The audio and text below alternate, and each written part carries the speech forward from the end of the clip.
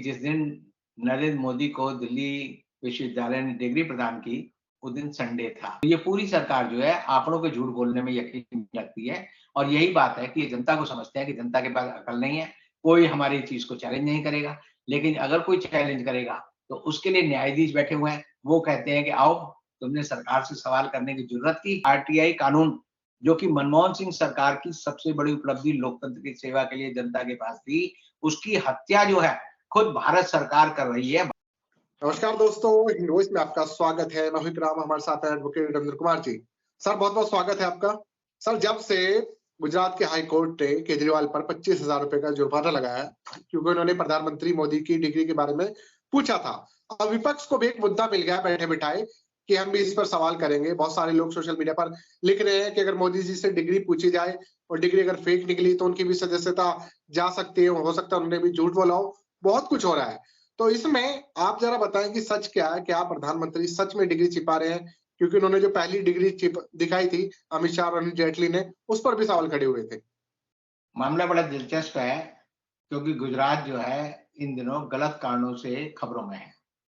जी। अभी Gujarat high court के एक न्यायाधीश हैं, जिनका नाम है श्री वीरेन वैष्णव। उन्होंने एक फैसला दिया जिसमें कहा कि प्रधानमंत्री की डिग्री मांगने की जो बात केजरीवाल की है, वो गलत है और उसके लिए उन्होंने अरविंद केजरीवाल पर 25,000 रुपए का जुर्माना किया है। और सिर्फ जुर्माना ही नहीं किया, न्यायाधीश महोदय इतने गुस्से में थे कि उन्होंने कहा कि अपने फैसले को मैं स्टे भी नहीं करूँगा, कि अपील का टाइम देने के लिए भी मैं आपको वक़्त नहीं दूँगा, आप 25,000 रुपए तुरंत जमा कराएँ। तो ये जो मामला है, ये बड़ा दिलचस्प मामला इसलिए है, क्योंकि अरविंद केजरीवाल का एक इलेक्टोरल आइडेंटिटी कार्ड है। उस कार्ड पर अरविंद केजरीवाल की फ़ोटो नहीं थी। और वो फ़ोटो नहीं थी, तो उसकी एक आरटीआई चल रही थी और उसकी आरटीआई में ये कहा गया था कि अरविंद केजरीवाल अपनी फ़ोटो उपलब्ध कराएँ। और ये मामला जो है सेंट्रल इन्फॉर्मेशन कमीशन दिल्ली में जो है वहाँ पहुँचा और वहाँ पर जो है श्रीधर आचार्य, एक इन्फॉर्मेशन कमिश्नर थे, उनके सामने मामला आया। और ये हुआ कि केजरीवाल वहाँ पर जो वादी ने था, प्रतिवादी था, उन्होंने उनको ये आदेश दिया गया कि आप अपनी फ़ोटो लगाओ।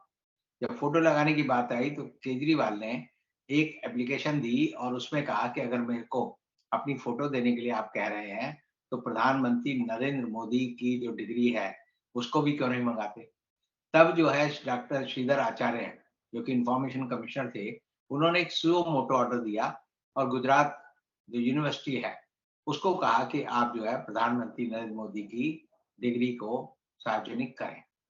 अब जब ये ऑर्डर गया तो उसके खिलाफ जो है गुजरात विश्वविद्यालय के जो कुलपति हैं, उन्होंने एक केस हाई कोर्ट में डाला और गुजरात हाई कोर्ट में डालकर ये कहा कि जिस तरह से हमसे डिग्री माँगी जा रही है, ये नहीं माँग सकते, क्योंकि आरटीआई एक्ट जो 2005 का है, उसमें सेक्शन 81E में एग्ज़म्पशन है कि अगर आप जो डिग्री माँग रहे हैं प्रधानमंत्री नरेंद्र मोदी की, इससे कोई जनहित पब्लिक पर्पस सर्व नहीं होता, इसलिए हम डिग्री नहीं देंगे। मज़ेदारी की बात है कि जिस डिग्री को केजरीवाल ने माँगा है, उसे आज से 7 साल पहले जब अरुण जेटली ज़िंदा थे, तब उन्होंने और आज के जो गृह मंत्री हैं अमित शाह, उन्होंने एक प्रेस कॉन्फ्रेंस में सबके सामने ज़ाहिर किया था और ये कहा था कि नरेंद्र मोदी जी ने दिल्ली विश्वविद्यालय से बीए की है और 1983 में एंटायर पॉलिटिकल साइंस में गुजरात में एमए की है। अब जी। उस समय भी ये मामला बड़ा मज़ाक का इसलिए बना, क्योंकि जिस दिन नरेंद्र मोदी को दिल्ली विश्वविद्यालय ने डिग्री प्रदान की, उस दिन संडे था और जो उनकी डिग्री के मार्कशीट दी गई, उसका जो फ़ॉन्ट था, वो उस समय कंप्यूटर जनरेटेड था और वो उस समय फ़ॉन्ट दिल्ली यूनिवर्सिटी में इस्तेमाल ही नहीं होता था, क्योंकि माइक्रोसॉफ्ट का वो फ़ॉन्ट बना ही नहीं था। माइक्रोसॉफ्ट कंपनी वो चीज़ सप्लाई ही नहीं करती थी। लेकिन दिल्ली यूनिवर्सिटी ने 1978 की उनकी डिग्री जो छापी, वो 3 मार्च संडे के दिन की है और इसीलिए उसका बड़ा मज़ाक बना। अब जो दूसरी डिग्री उन्होंने दी, वो दी गुजरात यूनिवर्सिटी की। अब उस यूनिवर्सिटी की जो डिग्री है, उसमें जो फ़ॉन्ट है, वो बड़ा अजीब इसलिए है, क्योंकि यूनिवर्सिटी की स्पेलिंग होती है UNIVERST, ठीक है जी? जी। अब इसमें जो लिखा है, इसमें लिखा है UNIB, यूनिवर्सिटी। तो जैसे बिहार में लोग बोलते हैं ना, घोड़ा सड़क पर पराग पराग दौड़ रहा था, तो रा को वो रा बोलते हैं, रा को ड़ा बोलते हैं। तो इसी तरह उसने यूनिवर्सिटी का रा जो है, वो बा कर दिया। तो ये या तो किसी बंगाली की करतूत हो सकती है, या उड़ीसा की हो सकती है, या बिहार के लोगों की। यानी जो पश्चिम बंगाल या बंगाल प्रांत था अंग्रेजों के ज़माने में, वहाँ के लोग बोलते हैं। तो ऐसी गलती जो है आज भी जो डिग्री मोदी जी की है, उस पर है। अब इसमें दिलचस्प बात क्या हुई कि यूनिवर्सिटी ने अपने इस मुकदमे की पैरवी के लिए हिंदुस्तान के सॉलिसिटर जनरल तुषार मेहता को बुलाया। अब तुषार अच्छा, मेहता जी बड़े वकील हैं, बड़ी फीस लेते हैं। तो उन्होंने जाकर जो आर्गुमेंट दिया, उन्होंने कहा कि प्रधानमंत्री की डिग्री माँगना, ये जनहित का काम नहीं है। और अच्छा, उन्होंने तो यहाँ तक कहा कि इलेक्शन कमीशन में जो आदमी अपना चुनाव का पर्चा भरता है और उसमें अपना आपराधिक इतिहास बताता है, कि मेरे पे केस चल रहे हैं, नहीं चल रहे, क्रिमिनल केस है, नहीं है, ये भी आप नहीं माँग सकते। अच्छा, यानी कि उन्होंने कह दिया है कि आप किसी भी प्रधानमंत्री नहीं, किसी भी पद पर कोई भी व्यक्ति बैठा है, उसके किसी भी चीज़ के बारे में आप नहीं माँग सकते। अब सवाल ये होता है कि सुप्रीम कोर्ट ने जब ये आदेश दिया कि हर उम्मीदवार ये घोषित करे कि उसका आपराधिक रिकॉर्ड है या नहीं है, तो या तो वो फैसला गलत था, क्योंकि अगर वो वेबसाइट पे है और कोई आदमी जाके कहे थाने वाले से कि भई इसका आपराधिक रिकॉर्ड रिकॉर्ड ये है, तो वेरीफ़ाई कैसे करोगे? अगर जी, किसी आदमी की कोई सूचना अपनी चुनाव के पर्चे में दाखिल करके बताई है कि मैं इतना पढ़ा लिखा हूँ, मेरे पास इतनी संपत्ति है, मेरे बैंक में इतने पैसे हैं, मेरे ऊपर इतने आपराधिक मुकदमे चल रहे हैं। तो अगर मैं वेरीफ़ाई करना चाहूँगा, तो जाने के लिए आपको चीज़ें तो इकट्ठी करनी पड़ेंगी। तो अगर जी। तुषार मेहता का तर्क माने, तो ये लोग मनगढ़ंत कुछ भी लिखता रहें। आप उनसे माँग नहीं सकते भई ये सच है, झूठ है। यही मामला क्यों प्रकाश में आया? ये इसलिए आया कि स्मृति ईरानी ने एक बार तो कहा कि मैं बीए पास हूँ। फिर दूसरे चुनाव में उसने कहा मैं 12वीं पास हूँ। तो एक आदमी अगर 5 साल पहले कहता है कि मैं बीए पास हूँ, अब 5 साल बाद कहे कि मैं तो जी 12वीं पास हूँ, तो इसका मतलब एक बात तो गलत है।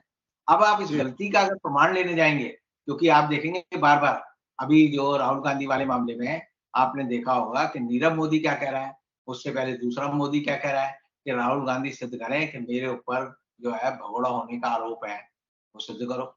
सिद्ध करने के लिए आपको क्या चाहिए? प्रमाण चाहिए। प्रमाण लेने जाओगे तो वो कहेंगे हम आपको आरटीआई में देंगे नहीं। तो एक झोल-सा है कि सार्वजनिक जीवन के लोग जो है, अपनी डिग्री को छुपा रहे हैं।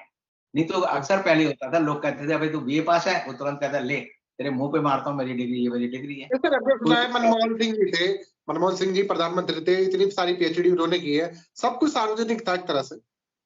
नहीं, नहीं, वो तो पढ़े लिखे थे। मनमोहन सिंह की डिग्री को लेके कोई कंट्रोवर्सी नहीं है। पूरी नहीं, दुनिया मैं मानती आपको है एक कि बात बता रहा हूँ, अगर पीएम की डिग्री कोई माँग रहा है, पूछ रहा है, तो आपत्ति क्या थी? जी, आपत्ति ये है कि ये डिग्री फर्जी है। मैं वही तो बात कह रहा हूँ कि अगर मेरे पास डिग्री है, क्योंकि मोदी जी का एक इंटरव्यू भी खूब आ रहा है, तो 1992 में उन्होंने कहा था मैंने मैकेनिकल इंजीनियरिंग की है। वो कन्नड़ पत्रिका में छपा था। तो मोदी जी जो है वो एक्चुअल में क्या है कि वो आंकड़ों को इकट्ठा नहीं करते। पूरी सरकार की हालत ये है कि वो कोई भी चीज़ जो मनगढ़ंत होती है, पहले कह देते हैं और उसके बाद ये सरकार के अधिकारियों की ज़िम्मेदारी होती है कि उसे सही सिद्ध करें। मुझे एक किस्सा याद आता है, जब रूस में कम्युनिस्ट शासन था, तो वहाँ के जो विकास मंत्री थे, मकान बनाने वाले, उन्होंने कहा कि हम ऑस्टेरिटी मतलब मितव्ययता यानी खर्चे कम हो, उसका अभियान चलाएँगे। जब वो अभियान चलाया उन्होंने, तो उन्होंने के एक सेनेट में वहाँ पर यूपी वो जो यूएसएसआर की वो थी सेनेट, वहाँ पर उसको कहा कि भई तुम बताओ कि भई कितनी बचत हुई? कितनी ईंटें बची, कितने मकान कम बने, कितनी जो रेत की बोरियाँ बची, कितनी सीमेंट की बची? तो उसने अपने सेक्रेटरी से पूछा, "भई कितना टाइम लगेगा ये आंकड़े इकट्ठे करने में?" उसने कहा, "कम से कम 6 महीने लगेंगे।" तो अगले दिन खैर वो हाउस में क्वेश्चन आया और उसने सीधा जाके बता दिया कि हमने 30 अरब ईंटें बचाई, हमने जो है 50 लाख जो है वहाँ पर सीमेंट की बोरियाँ बचाई, इतने वर्क डेज़ बचाए, इतना पैसा बचाया। तो जब वो बोल के आया तो उसके सेक्रेटरी ने कहा, "जनाब, ये आंकड़े कहाँ से ले आया? और अगर अपोज़िशन वालों ने गलत सिद्ध कर दिए तो कितनी ऐसाई होगी?" उसने कहा, "जब हमें आंकड़े इकट्ठे करने में 6 महीने लगेंगे, तो इन्हें भी तो हमारे आंकड़े गलत सिद्ध करने में 6 महीने से ज़्यादा लगेगा।" तो जी, इस जी। तरह की जो सोच है, ये बड़ी अजीब-सी सोच है सरकार की और सरकार के लोग जो है अभी मैं आज ही अखबार में पढ़ रहा था कि रिज़र्व बैंक आंकड़े दे रहा है कि हमारा बचत घाटा जो है, वो अरब डॉलर में तय हुआ। अब देखिए यूएस डॉलर में हम कैसे हिसाब लगाएंगे?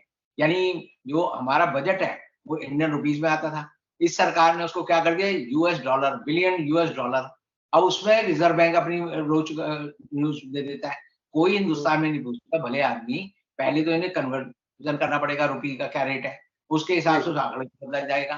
तो ये जनता को मूर्ख समझते हैं, ये समझते हैं किसी को कोई वो नहीं है, आंकड़े के नाम पे कुछ भी झूठ बोलो। और मुझे याद आता है कि चर्चिल ने एक बार कहा था कि 3 तरह का झूठ होता है।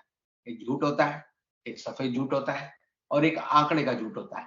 तो ये पूरी सरकार जो है आंकड़ों पे झूठ बोलने में यकीन रखती है और यही बात है कि ये जनता को समझते हैं कि जनता के पास अकल नहीं है, कोई हमारी चीज़ को चैलेंज नहीं करेगा। लेकिन अगर कोई चैलेंज करेगा, तो उसके लिए न्यायाधीश बैठे हुए हैं, वो कहते हैं कि आओ, तुमने सरकार से सवाल करने की ज़रूरत की।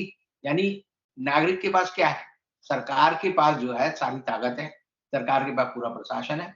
नागरिक को जो देश का जो संविधान है, उसमें उसको क्या अधिकार है? वो ये है कि अपने हकों के लिए अदालत में जाए। अब अदालत भी कहेगी तुम यहाँ क्यों आए? यानी कोई भी आदमी जो जाए और अदालत में कोई भी अर्जी लगाए या थाने में कोई भी जाए और थाने वाला उसको थप्पड़ मार के भगा दे, तो कौन जाएगा न्याय माँगने?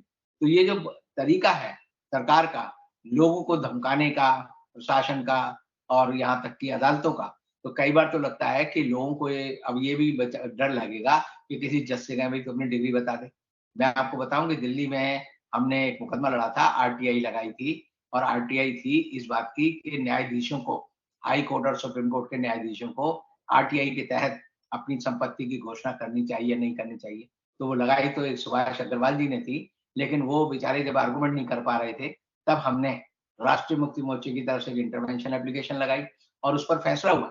आज के जो सुप्रीम कोर्ट के जज हैं डॉक्टर रविंद्र भट्ट, वो उस समय उसको सुन रहे थे और उन्होंने हमारे पक्ष में फैसला दिया और उन्होंने कहा कि न्यायाधीशों को वेबसाइट पर अपनी सारी संपत्ति डालनी चाहिए, अपनी सारी ये बतानी चाहिए कहाँ उन्होंने निवेश किया है, कितने शेयर उनके पास हैं, कितनी संपत्ति है और वो आज भी सबके पास है।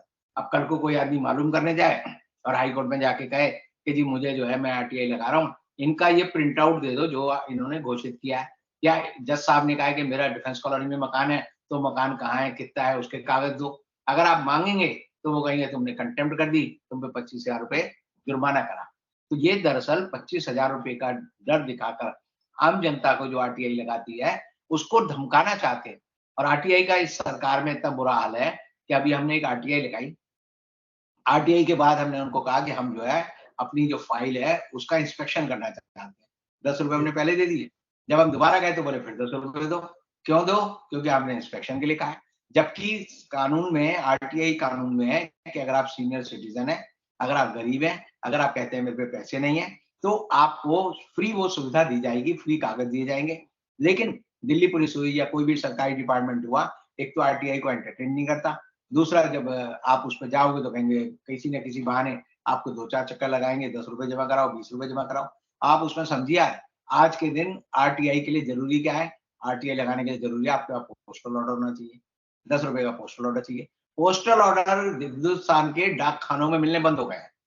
आपको नहीं मिलते। मैं हाई कोर्ट के पोस्टल डाक खाने में जाता हूँ कि भई पोस्टल ऑर्डर, कहते हैं प्रिंट ही नहीं हो रहे, आ ही नहीं रहे, मिल ही नहीं रहे। तो ना नौमन तेल होगा, ना राधा नाचेगी और इसलिए जो है पोस्टल ऑर्डर मत दो। इसलिए अगर आरटीआई लगे तो उसका जवाब मत दो। जवाब के बाद आप यानी जाएँगे सीआईसी के पास, चीफ इन्फॉर्मेशन कमिश्नर के पास, वहाँ आपकी सुनवाई नहीं होगी। उसके बाद जब आप ये सोचेंगे कि भई किसी तरह जो है हम जो है अदालत चले जाएँ, तो जज साहब बैठे हैं वो कहेंगे 25,000 रुपए दो। तो आप समझिए कि आरटीआई कानून, जो कि मनमोहन सिंह सरकार की सबसे बड़ी उपलब्धि लोकतंत्र की सेवा के लिए जनता के पास थी, उसकी हत्या जो है खुद भारत सरकार कर रही है। भारत सरकार के सॉलिसिटर जनरल कर रहे हैं और भारत सरकार जो है आप समझिए और न्यायाधीश मिलकर इस देश में लोकतंत्र का गला घोट रहे हैं। और मैंने तो आज ये भी सोचा कि हो सकता है कि न्यायाधीश महोदय की भी डिग्री फर्जी हो, तो उन्हें लगाओ कि आज ये मोदी की मांग रहा है, कल जो है वो पता चला कि वो कहेगा कि आप जो है वीरेन वैष्णव जी आपकी अपनी वो दे दो। तो मैं सोच रहा हूँ कि एक जो है आरटीआई लगाऊँ कि मैं जो जज साहब हैं वीरेन वैष्णव, उनकी जो है क्या डिग्री है वो माँगने की कोशिश करता हूँ और देखता हूँ वो मुझ पे जुर्माना करते हैं या नहीं करते। बहुत-बहुत शुक्रिया सर, आपने जो डिग्री को लेकर पूरा एक तरह से एपिसोड ड्रामा कहें या जो चाहे फिलहाल की पॉलिटिक्स में और आरटीआई का आरटीआई लगाने पर, जवाब मांगने पर जुर्माना लगा दिया जा रहा है, आम पब्लिक को रोका जा रहा है और जैसे सर ने कहा है कि पोस्टल ऑर्डर बनने बंद हो गए हैं, ये हाल है। आप लोग मिलते नीचे नहीं। कमेंट कर सकते हैं। और एक इस मुकदमे का एक ही फायदा हुआ है कि लोगों को ये पक्का तय हो गया है कि नरेंद्र मोदी के पास वाकई डिग्री जो है नहीं है, फर्जी डिग्री है। हो ना हो मैं ये नहीं कह सकता, लेकिन आज के दिन अगर आप 99% लोगों से पूछेंगे तो 100 में से 99% कहेंगे कि नरेंद्र मोदी के पास डिग्री है ही नहीं और है तो फर्जी है। क्योंकि मैंने आपको जो खामियां बताई उससे समझ लीजिए कि पूरी सरकार में अगर सबसे ज्यादा पढ़ा लिखा आदमी कोई है तो वो नरेंद्र मोदी है। और नरेंद्र मोदी की डिग्री फर्जी है, स्मृति ईरानी की डिग्री फर्जी है, तो पूरी सरकार का आवा जो है अनपढ़ लोगों का है। और ये अनपढ़ और जाहिल लोग जो है हर तरह से लोकतंत्र का गला घोट रहे हैं। बहुत बहुत शुक्रिया सर, जनता पे छोड़ देते हैं उनका क्या कहना है। आप लोग नीचे कमेंट जरूर कीजिएगा, इस वीडियो को ज्यादा से ज्यादा शेयर कीजिएगा। किसी और एपिसोड में रविंद्र जी से मुलाकात होगी, तब तक के लिए दीजिए इजाजत।